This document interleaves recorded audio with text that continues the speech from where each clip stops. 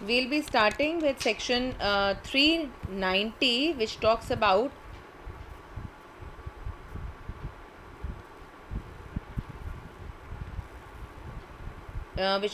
robbery. In all robbery, there is either theft or extortion. When theft is robbery, the first point is when theft is robbery. Theft is robbery if, in order to commit the theft, or in committing the theft, or in carrying away or attempting to carry away property obtained by theft, the offender for that end voluntarily causes or attempts to cause to any person death or hurt or wrongful restraint or fear of instant death. The key word is instant. There has to be a fear of instant death, instant hurt, or instant wrongful restraint. When extortion is robbery? Extortion is robbery if the offender at the time of committing extortion is in the presence of person put in fear and commits the extortion by putting that person in fear of instant death, instant hurt, or instant wrongful restraint to that person or to some other, and by so putting in fear induces the person so put in fear then and there to deliver up the thing extorted. Means that you are extorting a person and thereby putting that person in fear of instant death or hurt or wrongful restraint, and you want the person to deliver the property immediately. For example, A holds Z down and fraudulently takes Z's money and jewels from Z's clothes without Z's consent. Here A has committed theft. As in order to committing of the theft, he has voluntarily caused wrongful restraint to Z, and therefore A has committed robbery. A meets Z on high roads and shows a pistol and demands Z's purse. Z in consequence surrenders his purse. Thus A has extorted the purse from Z by putting him in fear of instant hurt, and being at the time of committing extortion in presence, A has therefore committed robbery. A meets Z and Z's child on high road. A takes the child and threatens to fling it down unless Z will deliver his purse.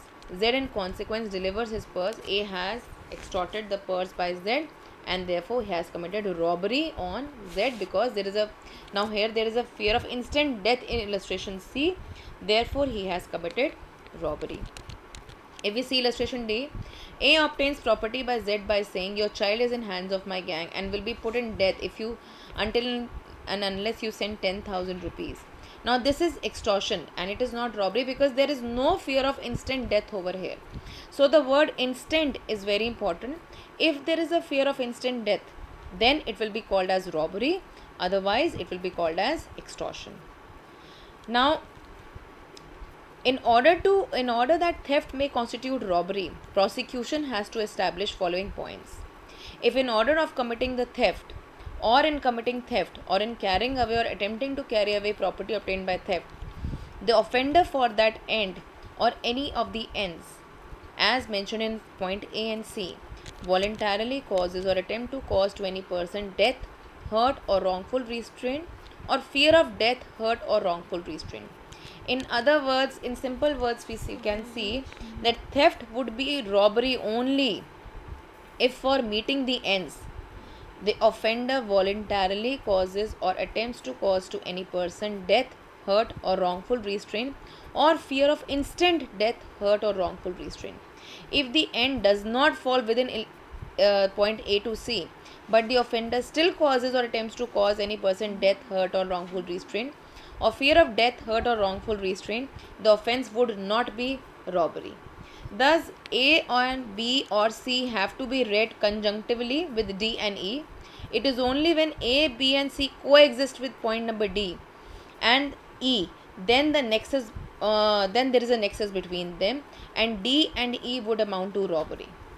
If we see the case State of Maharashtra versus Joseph Mingle Kohli, herein extortion is robbery if the offender at the time of committing extortion has put in instant fear or instant death, then will be called as robbery. Thus, section 390 now defines robbery, which I have very well explained. So, we can see now here that in case of robbery, the crucial words are that for that end. So whenever you write an answer in robbery under section 390, you have to write these words, for that end. So end is important. It is urged that if the end is in order of committing of theft, or in committing theft, or in carrying away or attempting to carry away property obtained by theft, the offender caused any injury, it would certainly be robbery.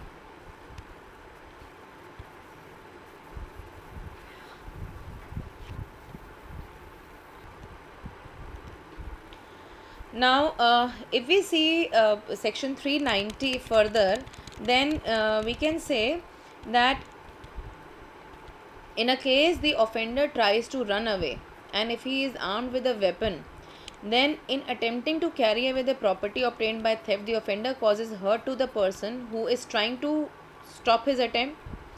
The normal instinct of self-preservation on account of which offender tries to run away is will come in that person, and if the person assaults him, then the assaulting and self-preservation coexist. That means if you want to preserve yourself, then the other person will definitely, the offender might stop you by doing certain act. If his act is supported with arms or weapons, then it may amount to robbery. Now, section 114 of Indian Evidence Act shows that if a man is found in possession of stolen goods soon after the theft and cannot account for his possession, then there are two presumptions that can be drawn.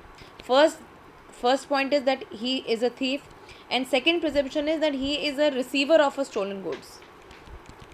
So in this case in hand, the court took the view that if there is a recovery of a property within 24 hours, then the inference can be said that he might have been committed a dacoity.